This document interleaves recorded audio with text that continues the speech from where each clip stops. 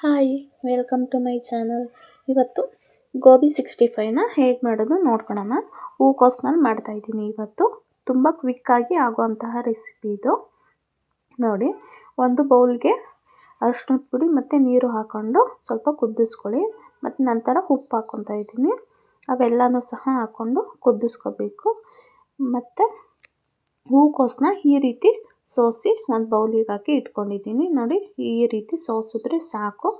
ಅವೆಲ್ಲದನ್ನೂ ಸಹ ಕುದಿಯೋ ನೀರಿಗೆ ಹಾಕ್ಬಿಟ್ಟು ಒಂದು ಕುದಿ ಕುದಿಸ್ಕೊಂಡು ಬಸಿದು ಇಟ್ಕೋಬೇಕು.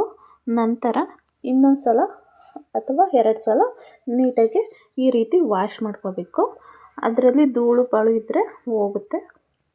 ನೋಡಿ, ಈ ರೀತಿ ವಾಶ್ ಮಾಡಿಕೊಂಡ್ರೆ ಸಾಕು. ಅದು ಕಲರ್ ಇರುತ್ತೆ, ಅದು ಕಲರ್ದೇನು ಪ್ರಾಬ್ಲಮ್ ಇರಲ್ಲ. ನೋಡ್ಕೊಳ್ಳಿ, ಅದಕ್ಕೆ ಇದು ತುಂಬಾ ಕ್ವಿಕ್ಕಾಗಿ ಆಗೋವಂತಹ ರೆಸಿಪಿ. ಮಕ್ಕಳಿಗೆಲ್ಲ ತುಂಬಾ ಸಹ ಇಷ್ಟ ಆಗುತ್ತೆ. ನೀವು ಹೂಕೋಸಿದ್ರೆ ಸಾಕು, ನೀಟಾಗಿ ಮನೆಯಲ್ಲಿ ಮಾಡಿಕೊಡ್ಬೋದು ಬೇಗ ಕ್ವಿಕ್ಕಾಗಿ.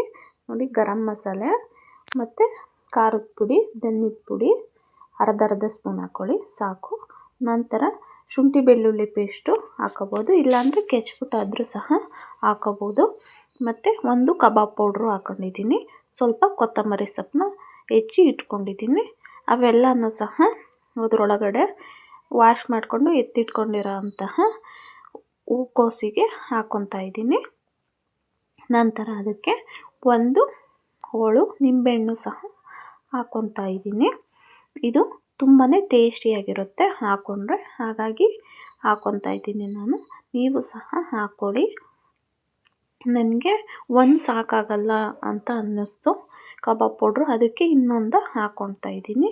ನೀವು ಮೊಟ್ಟೆ ಆಪ್ಷನಲ್ಲು, ತಿನ್ನೋ ಅಂಥವ್ರು ಹಾಕೋಬೋದು, ತಿನ್ನಲ್ಲ ಅಂತ ಅಂದವರು ಸ್ಕಿಪ್ ಮಾಡ್ಕೋಬೋದು.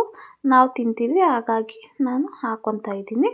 ನೋಡಿ, ಇದನ್ನು ಅರ್ಧ ಗಂಟೆ ಇಟ್ಕೋಬೇಕು. ಹಂಗೇ ಅರ್ಧ ಗಂಟೆ ಇಟ್ಕೊಂಡಿದ್ದ ನಂತರ ಎಣ್ಣೆಗೆ ಹಾಕ್ಕೋಬೋದು. ನೋಡಿ, ಇವಾಗ ಎಣ್ಣೆನ ಕಾಯೋಕ್ಕೆ ಇಟ್ಕೊಂಡಿದ್ದೀನಿ.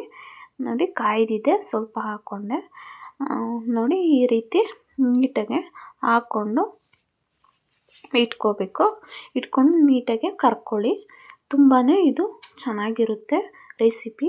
ತುಂಬಾ ಕ್ವಿಕ್ಕಾಗೂ ಸಹ ಆಗುತ್ತೆ. ಮಕ್ಕಳಿಗೆ ತುಂಬಾ ಇಷ್ಟ ಆಗುತ್ತೆ ಈ ರೆಸಿಪಿ.